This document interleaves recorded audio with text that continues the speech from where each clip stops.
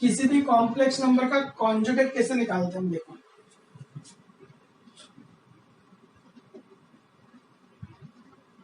Conjugate of complex number.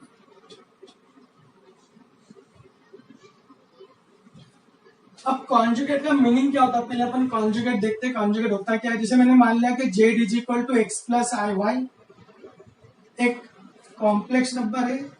चलो यहाँ पर इसको हम प्लेन के ऊपर भी करते हैं।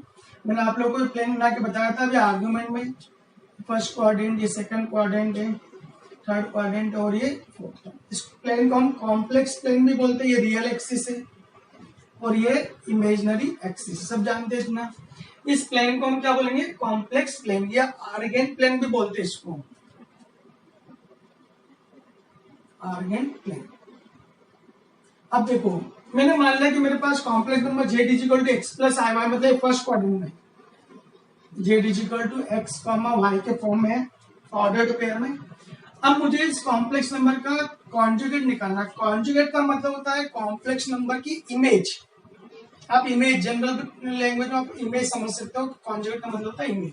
अब आप सोचो ये मान लो कि एक मिरर है, यहाँ पर एक कोई पॉइंट है, मैंने बताया था ज्योमेट्री के अंदर कॉम्प्लेक्स नंबर एक पॉइंट होता है। अगर पूछो इसकी इमेज कहाँ मिलेगी, तो आप इसकी इमेज बोलोगे यहाँ मिलेगी, यहाँ पर इसकी इमेज मिलेगी।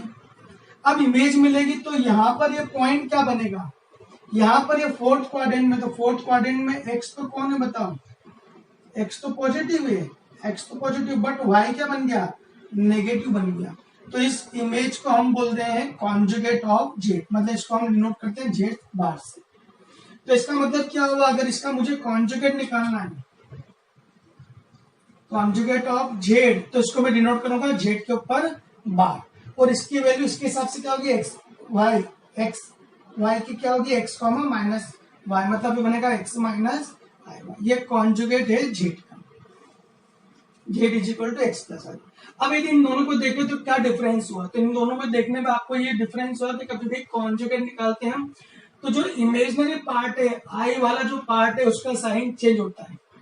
प्लस लिखा हो तो क्या बन गया, देखो माइनस बन गया। अगर ये माइनस होता तो क्या बनता, प्लस। सोचो उल्टा सोचो, ये अगर इस पॉइंट की इमेज ये, तो अगर मैं यहाँ पर पॉइंट रखता हूं तो इस पॉइंट की इमेज क्या होगी, ये होगी। मतलब कहने का मतलब ये है कि अगर आपके पास कॉम्प्लेक्स नंबर ये आ जाए, Z is equal to X minus I Y आ गया कॉम्प्लेक्स नंबर, अब मैं पूछता हूँ कि इसका कॉन्जुगेट निकालो, तो इसका कॉन्जुगेट आप क्या बोलोगे, एक्स प्लस आई वाई बोलोगे। मतलब इसका कॉन्जुगेट ये हो जाएगा। कहने का मतलब ये कि अगर मैं इसका एक बार और कॉन्जुगेट लेता हूँ जेड बार के ऊपर डबल बार, तो वो क्या मिल जाएगा, जेड मिल जाएगा। मतलब मेरे पास एक फार्मूला बन गया, तो ये जेड बार का एक बार और कॉन्जुगेट लेंगे डबल बार, तो वापस क्या बन जाएगा, वो जेड बन जाएगा। बोलो क्लियर है, तो ये कॉन्जुगेट आ गया। अब सेकंड क्वाड्रेंट में अगर मान लो कॉम्प्लेक्स नंबर सेकंड क्वाड्रेंट में आ जाता है, चलो आगे बढ़ते हम। देखो अगर complex number Z is equal to second quadrant में आपको मालूम है ऐसे होगा, माइनस एक्स प्लस आई वाई,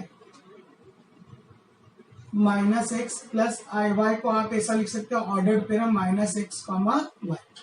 अब मुझे इसका इमेज निकालना है, इमेज मतलब कॉन्जुगेट निकालना। तो कॉन्जुगेट को मैंने बताया था इमेज, तो इसकी इमेज किधर मिलेगी बताओ, नीचे मिलेगी। तो इसकी इमेज यहाँ मिलेगी, मतलब यहाँ पर देखो दोनों नेगेटिव होंगे, एक्स भी नेगेटिव है और वाई भी नेगेटिव है। ये जेड बार मिल गया हमको। अगर मैं इसको कॉन्जुगेट लिखता हूँ तो z bar is equal to, मैंने क्या सिखाया था कि सिर्फ आई वाली टर्म का साइन चेंज होगा, आगे वाला साइन चेंज नहीं होगा। तो minus x minus I Y, ये बन गया देखो जेड बार, ये आ गया जेड बार। फिर अगर आप इसका पूछो कि भैया इसका कॉन्जुगेट क्या होगा, तो इसका कॉन्जुगेट ये होगा। देखो इसका कॉन्जुगेट आप निकाल के देखो, बीच में माइनस साइन है तो क्या आ जाएगा, यहाँ पे प्लस का बन जाएगा। मतलब सिर्फ y वाला साइन चेंज होगा, x वाला साइन चेंज नहीं होगा। अब आपसे कई बार ऐसा पूछते हैं ऑब्जेक्टिव में कि यदि कोई complex number, if any complex number lies on A first quadrant, तब हमें बताओ कि उसका जो कॉन्जुगेट है वो कौन सा क्वाड्रेंट में होगा। अगर फर्स्ट क्वाड्रेंट में कॉम्प्लेक्स नंबर तो उसका कॉन्जुगेट काय में होगा, फोर्थ क्वाड्रेंट में होगा। फिर पूछा कि यदि कोई कॉम्प्लेक्स नंबर थर्ड क्वाड्रेंट के अंदर है तो उसका कॉन्जुगेट कहाँ होगा, तो उसका कॉन्जुगेट कहाँ पर होगा, सेकंड क्वाड्रेंट में होगा। अगर फोर्थ क्वाड्रेंट में कॉम्प्लेक्स नंबर तो उसका कॉन्जुगेट फर्स्ट में होगा, राइट। अगर सेकंड में है कोई कॉम्प्लेक्स नंबर तो उसका क्वाड्रेंट टाइम होगा, उसका कॉन्जुगेट टाइम होगा थर्ड क्वाड्रेंट के अंदर बिलोंग करेगा। ठीक है, ये होगा। चलो कॉन्जुगेट अपने पास आ गया, अच्छे से समझ आ गया आप सभी को। अब देखते हैं अपन कुछ फॉर्मूले और इसमें। जेड इज इक्वल टू आपने बोला एक्स प्लस आई वाई, कॉम्प्लेक्स नंबर है जेड बार। जेड बार इसका निकलेगा एक्स माइनस आई वाई। ये इक्वेशन फर्स्ट, ये इक्वेशन नंबर सेकंड। चलो इन दोनों को ऐड करते हैं, ऐड करते हैं।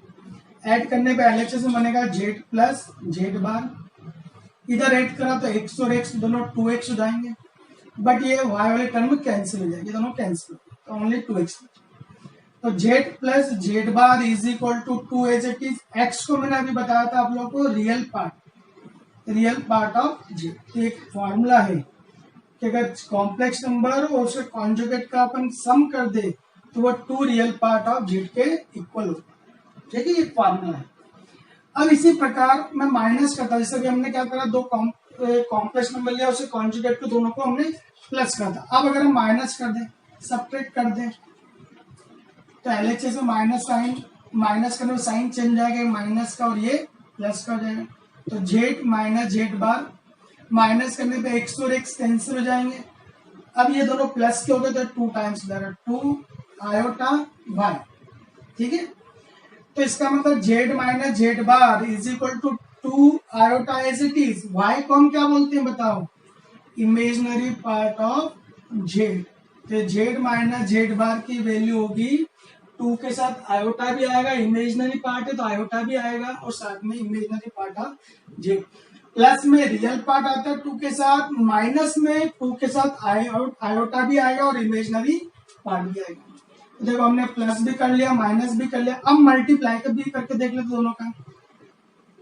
दोनों का मल्टीप्लाई करके देखते हैं हम। जेड इंटू जेड बार, तो जेड इंटू जेड बार करा, इधर भी मल्टीप्लाई करते एक्स प्लस आई वाई, और इंटू में लिखा मैंने एक्स माइनस आई।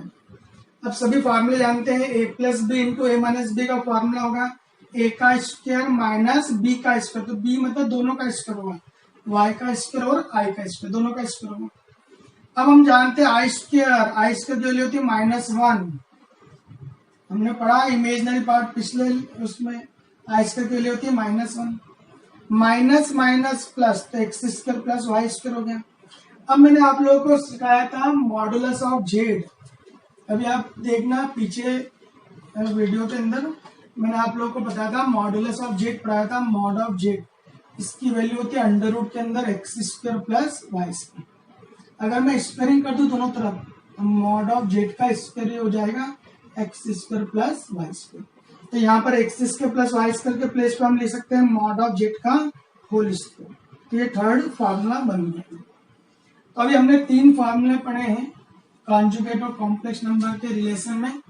पहला फार्मूला पढ़ा हमने कि अगर दोनों को प्लस कर दे जेड और जेड बार को तो 2 रियल पार्ट ऑफ जेड आ सकता है, या फिर आप इसको ऐसा भी लिख सकते हैं कई बार जेड प्लस जेड बार 2 को अपॉन में लिया है तो is equal to real part of z. ये फॉर्मूला भी आप कर सकते हैं।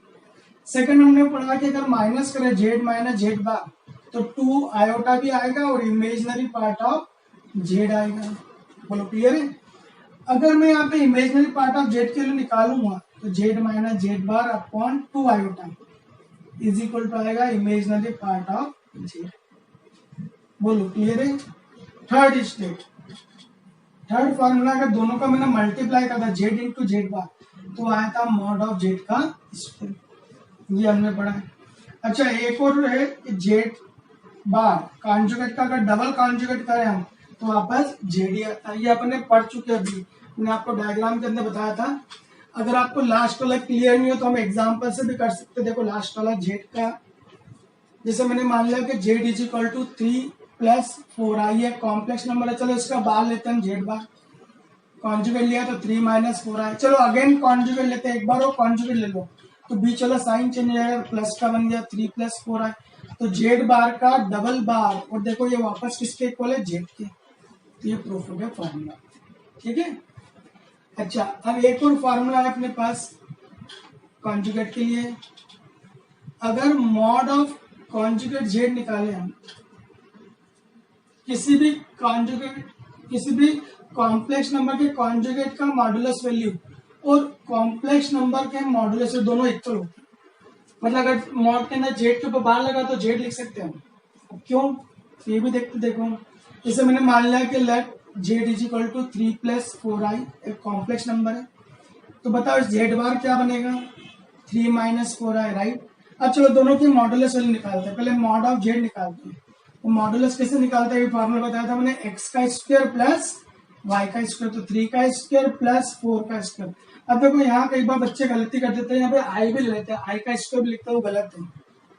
आयोटा नहीं आएगा, सिर्फ रियल पार्ट का स्क्वायर एक्स का स्क्वायर प्लस वाई का स्क्वायर आएगा, इमेजिनरी पार्ट का स्क्वायर। इसको आप सॉल्व करोगे तो कितना आ जाएगा, देखो 5 आ जाएगा। अब चलो मॉड ऑफ जेड बार निकालते हैं।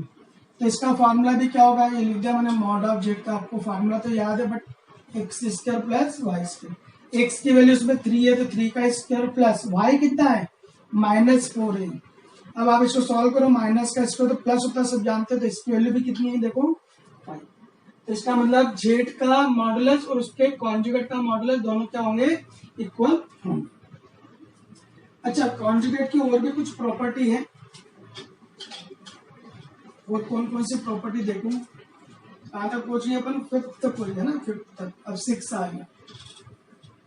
ठीक है भाई साहब, 6 पे देखो, अगर आपके पास दो कॉम्प्लेक्स नंबर है Z1 और Z2, इन दोनों बीच प्लस है और इनका होल कॉन्जुगेट है, तो हम इसको अलग अलग सेपरेट कॉन्जुगेट कर सकते हैं, Z1 का बार प्लस Z2 का बार, ये दोनों इक्वल होंगे।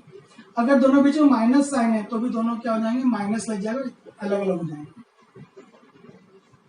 Z1 इंटू Z2, अगर इंटू में दोनों के ऊपर एक ही बार है, दोनों का इंटू का अगर आपको कॉन्जुगेट निकालना तो अलग अलग कॉन्जुगेट करके आप उनका इंटू कर सकते हैं, Z1 का बार इंटू Z2 का बार।